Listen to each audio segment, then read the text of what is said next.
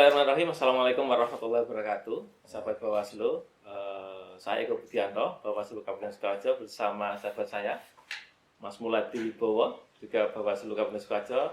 Berbahagia sekali pada pagi hari ini kita ada tamu, ada sosok yang luar. Kita tidak tamu, kita berkunjung. Oke. Yoi. Salah. Diulangi aja. Ya. Oke, kali ini kita berkunjung di kediaman Bapak Sutopo, SHMH. Nah, kita akan mengulik semuanya tentang beliau siapa dan bagaimana, ada hubungannya dengan apa dengan penyelenggara pemilu, dengan di kepengawasan. Nah, kali ini dalam rangka pembuatan buku Sejarah Bawaslu, maka Bawaslu Sukoharjo berkunjung ke tempat beliau Pak Sutopo. Selamat pagi Bapak. Selamat pagi. Assalamualaikum. Waalaikumsalam warahmatullahi wabarakatuh. Nah, mohon bisa dijelaskan Pak Topo itu profilnya seperti apa waktu di kepengawasan, tahun berapa Pak kira-kira di pengawasan? Kalau di pengawasan saya hanya di Pilkada Sukoharjo tahun 2015. 2015 ini. 2015. Kemudian saya mengampu divisi pengawasan dan humas kalau tidak keliru. Gitu. Ya. Waktu itu kira-kira nuwun sewu untuk rekrutmen kepengawasan tingkat dari kabupaten, kecamatan, desa itu seperti apa Pak? Kalau saya sebetulnya termasuk hal yang unik Mas Eko. Karena apa? Karena saya jadi pengawas itu sebelumnya tidak melalui tataran tingkatan ke TPS, kemudian di Panwascam dan lain sebagainya. Hanya waktu itu saya kedatangan RT saya, almarhum Pak Bambang. Dia membawa surat edaran dari desa, dari kelurahan, kemudian ditunjukkan kepada saya. Pak, niki enten pendaftaran Panwas. Pun sampean cobi, kula yakin sampean mampu. Nah, gitu, itu aja.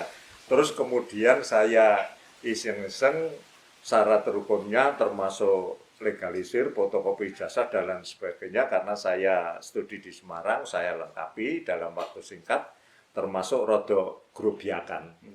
Setelah semuanya saya serahkan. Kemudian saya mengikuti tahapan-tahapan tes di Semarang.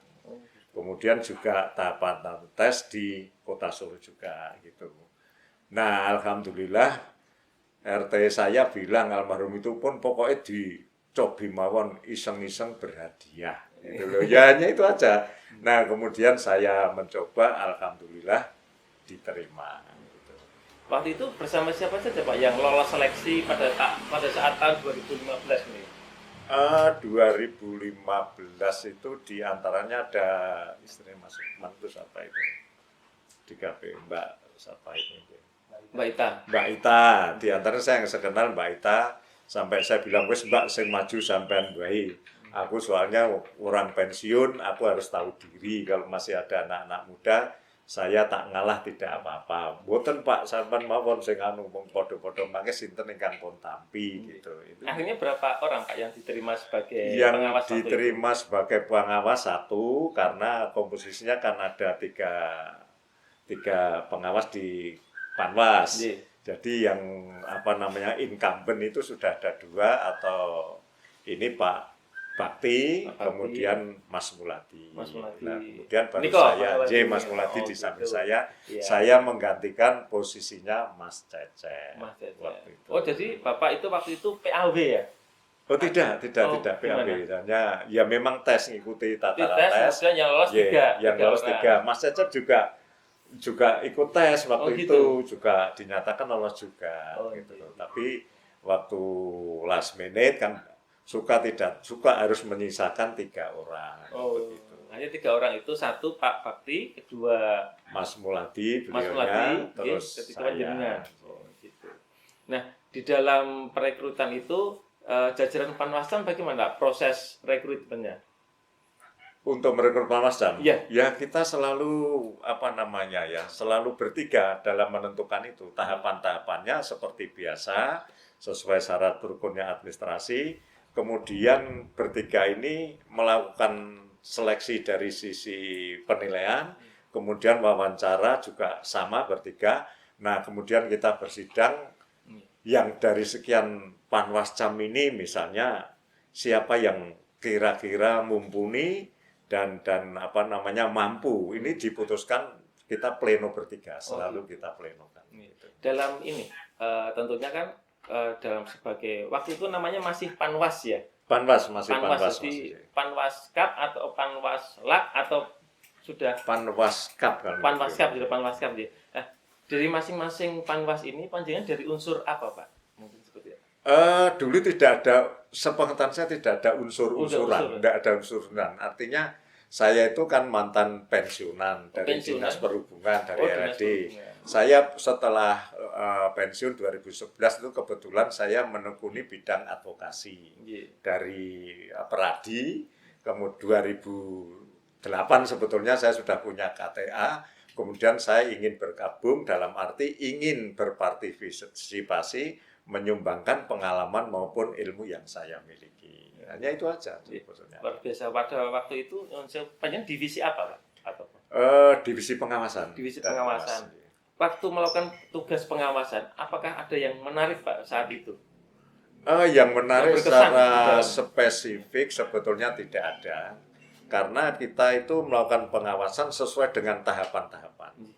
Baik mulai dari pendaftaran, ijazah, dan lain sebagainya, sampai biaya kampanye juga kita lidik, dan lain sebagainya.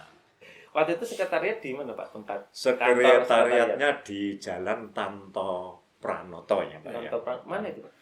Jalan mana itu, Sepur, rumah dinas bupati ke timur, terbelok kanan. Itu depan masjid kalau tidak keliru. Ya tentunya apa dari itu kantor yang pinjam pakai dari Pemkot. Oh, dari Pemkap Kabupaten. Untuk fasilitas yang diberikan dari Pemkap untuk pengawas, Pak, punya apa ada mobil atau sebagainya? Iya, kalau di era saya itu mobil hanya dipakai ketua ya. Kemudian saya dapat pinjam pakai Mitsubishi Kuda. Dan barangnya itu dongkrok sebetulnya. Saya kebetulan punya adik bengkel, saya servis, akinya saya ganti, saya perbaiki sehingga bisa jalan. Orang sendiri? Iya, gitu. Ya, betul-betul untuk operasional dan itu mobilnya mobil kuda, Mas, Mitsubishi Kuda. Itu. Ya memang mungkin mampunya pemerintah kabupaten baru seperti itu, kita yang lenggono saja gitu. Saat melakukan seperti patroli pengawasan itu seperti apa? Menggunakan fasilitas dari Pemkab itu keliling? Iya, keliling. Di mana setiap malam ada kampanye, saya selalu hadir. Gitu. Saya selalu hadir di tengah-tengah para peserta kampanye itu. Itu kejadian ada nggak Pak kejadian seperti money politik, penyebaran hoax, kemudian ada isu sara, kira-kira pada hilatan pilgub itu ada apa tidak? Tidak ada sama sekali kita jumpai karena ya memang ini profesi yang pertama kali saya tekuni. Kebetulan saya punya moto yang sering saya gunakan, nek wani ojo wedi-wedi, nek wedi ojo wani. Jadi saya sebetulnya masuk di Panwas itu sudah total luar dalam. Dan itu dilakukan bersama teman-teman? Iya, teman-teman saya, beliau Pak Muladi dan Pak Bakti.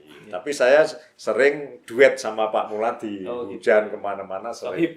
Iya, sering kemana-mana karena saya yakin beliau lebih senior di bidang pengawasan dan pengalamannya sangat-sangat banyak sekali. Untuk kerjasama dengan instansi lain, Pak, seperti saat Gakumdu seperti itu dengan waktu dengan siapa, Pak? Sangat baik sekali dari kepolisian yang sering itu Mas Sabto dari Intel, kemudian Bapak dari Kejaksaan, lupa saya mungkin Pak Mas Nanang ya, gitu. Untuk yang dari Kejaksaan Mananang, Mas Sabto ya. Mas Sabto dulu yang sering Mas Sabto sama satunya Mas Sapa itu. Ada kejadian pidana pemilu mboten saat itu? Tidak ada.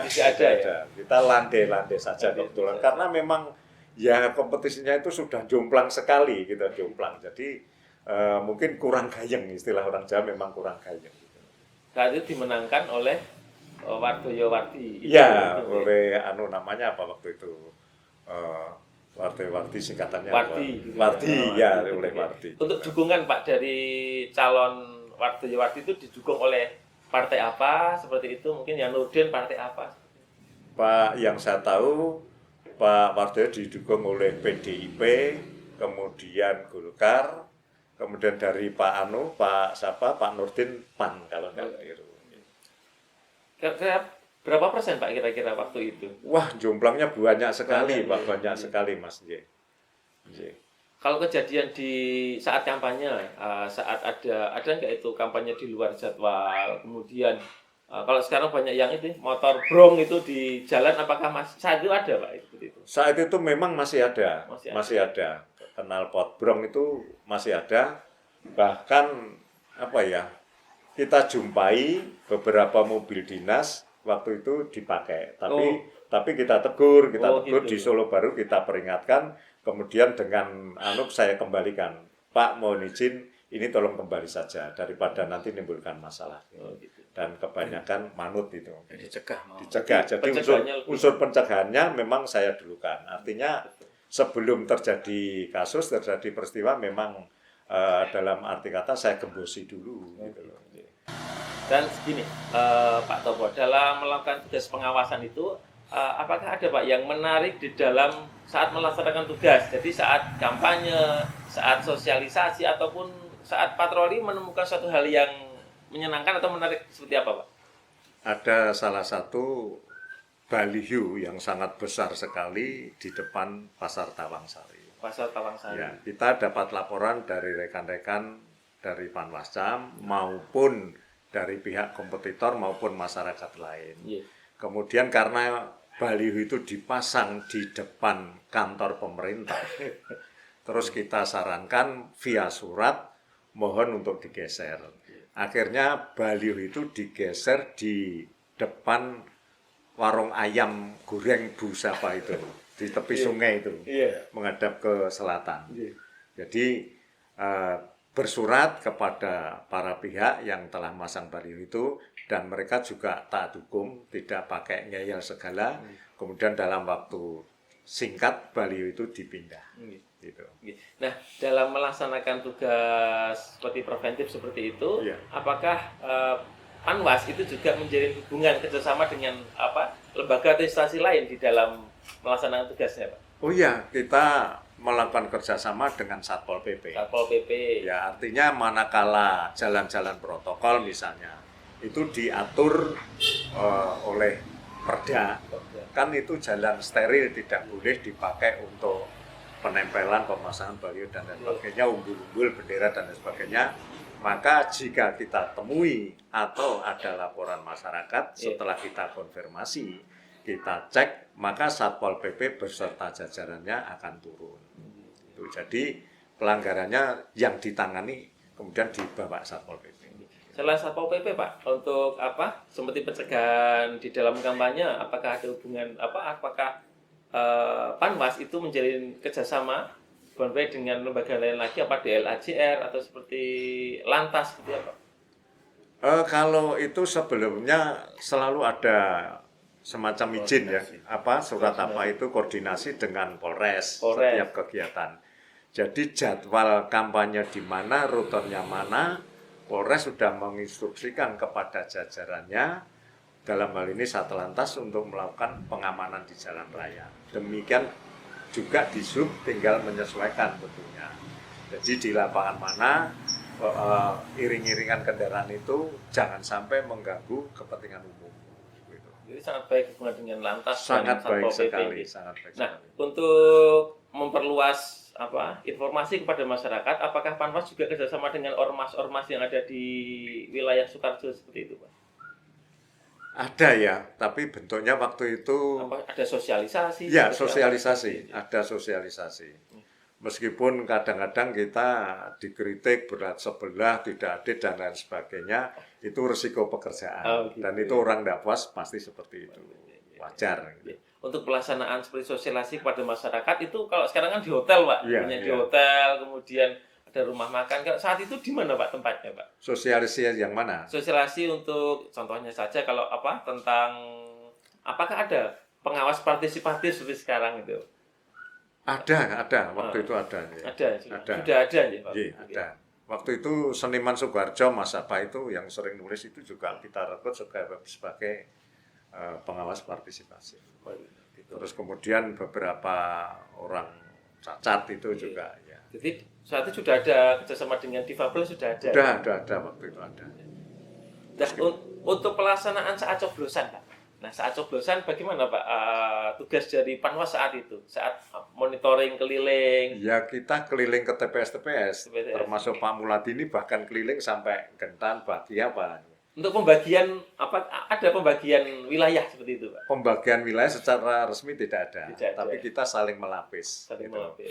Aku ning kene gitu. Oh. Jadi gitu. Jadi luwes tidak ada formal dibagi wilayah enggak gitu. Oke. Untuk pengalaman organisasi, Pak Topo. Pengalaman organisasi memang saya sejak SMP itu senang berorganisasi dan selalu jadi ketua. Oh. Jadi SMP ketua OSIS, STM ketua OSIS. Waktu saya jadi mahasiswa UNTAD adalah ketua senat mahasiswa. Jadi kan tidak meragukan kan gitu kan. Ya, Jadi pengawas itu kan sebenarnya harus punya pengalaman organisasi. Ya, Nah kebetulan saat itu panjenengan sebagai ketua nih. Saat itu waktu masih muda kan. Masih gitu. muda. Masih muda. Sekarang sudah masih muda. Pernah Pak menelurkan prestasi Pak? Di mana? Saat pengawasan menikah. Prestasi saya tidak, karena itu tadi karena landai-landai saja. Tentang prestasi itu kan yang tahu masyarakat. Mungkin pernah membuat karya tulis? Tidak ada waktu itu tidak ada. Tapi sering dimuat di koran Pak ya? Iya. Jadi kerjasama dengan jurnalis mungkin? Dengan jurnalis, beberapa rekan wartawan, juga sekarang pernah ya ada juga yang jadi panwas di Surakarta itu juga teman kita baik. Mas, siapa Pak? Mas itu pernah ke sini. Jadi sekarang jadi bawas di Solo. Bawas Solo. Iya. Itu basicnya wartawan ada. Oh, ada. Jadi memang komunikasi dengan teman-teman pers untuk di kerja panwas saat itu masih terekor juga dengan media. Soalnya bagaimanapun juga media adalah juga banyak membantu kita. Jadi misalnya orang dipanggil itu tidak mau, tapi begitu ada wartawan dia takut. Oh, salah satu trik ya Pak? Iya, salah satu cara itu beliau-beliau ini yang sudah jam terbangnya sudah ini. Gitu. Terus hubungan dengan penyelenggara yang lain Pak, bagaimana Pak untuk pengawas sendiri saat itu? Kita selalu menjalin kerjasama yang baik. Jadi dengan rekan-rekan KPU. Saya selalu datang, selalu jemput bola, terutama kalau ada bintek-bintek bersama, kita selalu dalam satu kamar. Pak Muladi yang sepuh, terus Mas apa itu? Cacat. Bukan, yang Mas Nuril itu, terus satu yang musisi itu Mas apa? Musisi. Yang Mas Bos. Bukan satunya, Mas Bayu. Itu kita Mas Bayu, Mas Nuril, terus Pak Muladi itu sangat dekat sekali. Jadi kalau ada apa-apa kita selalu sharing. Piye penake iki? Ono kaya ngene gitu loh. Jadi kita seakan-akan itu tidak ada demarkasi yang jelas KPU aku Bawaslu, tidak, kita saling melengkapi. Yang saya rasakan waktu itu seperti itu. Untuk pesan-kesan, saran, terus perbandingan Panwas dulu dengan sekarang mungkin ada yang bisa disampaikan Pak Topo? Yang jelas sekarang itu fasilitas untuk rekan-rekan Bawas lebih dari lumayan dibanding yang era saya dulu. Kemudian yang sangat membanggakan itu dulu saya sempat prihatin karena tidak munculnya generasi muda. Nah sekarang Mas Budi CS sudah muncul waktu kita tes bersama-sama di salah satu hotel di Solo. Saya bangga, aku seneng Mas Dino iki, bocah-bocah generasi muda sudah pada muncul gitu. Nah, itu kebanggaan saya cuma satu itu. Gitu. Ada rasa ada rasa mongkok gitu. Karena suka tidak suka bukan ini, harus ada regenerasi dan terus berlanjut gitu. Ya, mungkin ada kesan pesan, saran untuk generasi muda. Maksud saya kalau rekan-rekan sudah berani berkecimpung di dalam bidang pengawasan, ya jangan tangguh-tangguh. Artinya moto saya lebih baik patah daripada bengkok. Jangan sekali-kali mau diatur oleh para kontestan. Kita harus selalu berpegang teguh pada undang-undang yang ada, peraturan Bawaslu maupun peraturan KPU. Itu aja. Nah, seperti itu. Masih ada yang perlu disampaikan, Pak Sopo? Saya kira cukup. Cukup, ya. Oke. Itu sahabat Bawaslu, demikian kita telah berkunjung ke kediaman Bapak Sutopo SHMH. Beliau adalah Panwaskap ya, pada tahun 2015. Semoga kunjungan kita bermanfaat. Cukup sekian. Saya tutup. Wassalamualaikum warahmatullahi wabarakatuh. Waalaikumsalam warahmatullahi wabarakatuh.